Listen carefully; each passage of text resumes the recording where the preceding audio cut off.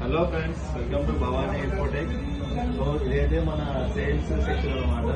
మొత్తం ఇక్కడ క్యాటరైజర్స్ అండ్ మనకి ఇక్కడ సిస్టమ్ ఫోన్స్ మొత్తం ఇక్కడ అవైలబుల్ ఉంటాయి. అండ్ ఇక్కడ ప్రతి ఇంక్ బాటిల్స్ మన దగ్గర అయితే అవైలబుల్ ఉన్నాయి అండ్ రూటర్స్ కూడా అవైలబుల్ ఉన్నాయి. సో ఇది మొత్తం మన సేల్స్ సెక్షన్ అనమాట. ఇది మన భవానీ ఇన్ఫోటెక్ మన గచ్చిబౌలి సర్వీస్ సెంటర్ అనమాట ఇది.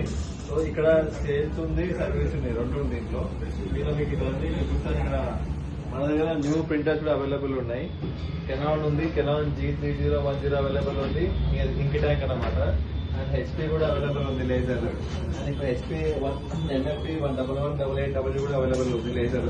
అండ్ ఇంకోటి HP కూడా 1220 అవైలబుల్ ఉన్నాయి. సో మన దగ్గర మొత్తం కంప్లీట్ గా సేల్స్ అయితే మొత్తం అన్ని అవైలబుల్ ఉన్నాయి. అండ్ మన దగ్గర సర్వీస్ సెంటర్ కూడా మన టెక్నీషియన్ కూడా అవైలబుల్ ఉన్నారు మన దగ్గర. లైవ్ గా మన ముందే రిపేర్ అయితే చేస్తారు మన కస్టమర్స్ కి.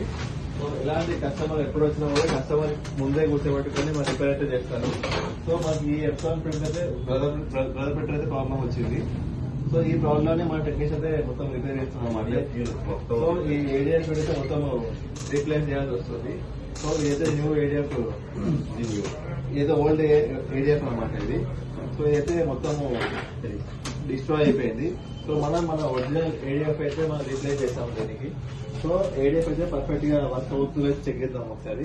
ఇప్పుడైతే ఇన్స్టాల్ చేసాము. అండ్ ప్రింట్ కూడా పర్ఫెక్ట్ గా వచ్చింది కస్టమర్ కి. సో కస్టమర్ అయితే మనకి మణికొండ నుంచి అయితే వచ్చారు మన వీడియోస్ చూసి. సో మనం అయితే ఇప్పుడు ఏడిఎఫ్ అయితే మార్చాం కదా, ఒకసారి మనం ఏడిఎఫ్ వర్క్ అవుతుందో లేదో ఒకసారి టెస్ట్ చేద్దాం కంప్లీట్ గా. సో మన టెక్నీషియన్ ఇప్పుడు చూపిస్తాం అన్నమాట ఏడిఎఫ్ ఎలా వర్క్ అవుతుంది అనేది. ఒకసారి రోల్ చేద్దాం.